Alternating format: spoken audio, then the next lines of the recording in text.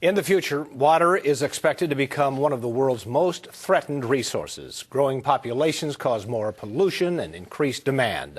Tonight, in Project Energy, we introduce you to a couple who designed their house around the idea of thinking about water differently.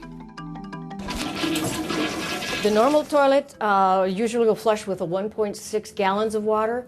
This one will flush with 0.2 of a gallon of water. In the hills near the St. Croix River, Bobbi and Clint Elston have made their Afton home into a living experiment in recycling and saving water. When I clean out my refrigerator, it all goes here. It goes to the composter. They're totally off the water and sewage grid with a self-contained water treatment center of their own in the basement. All because water is not free anymore. Clint developed the Equaris system based on separation technology.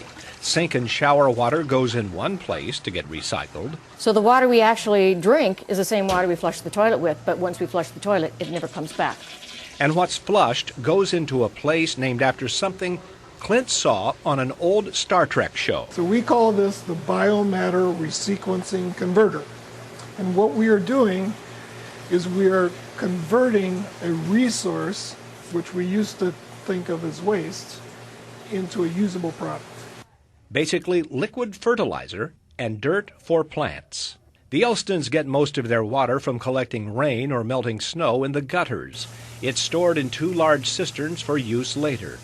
But while it's sitting there, it's used to heat the house. And so we have to understand that we are given a certain amount of energy, we are given a certain amount of time, we're given a certain amount of things in order to do things. And if we do it correctly, we can not only help ourselves, but then we can help the rest of humanity.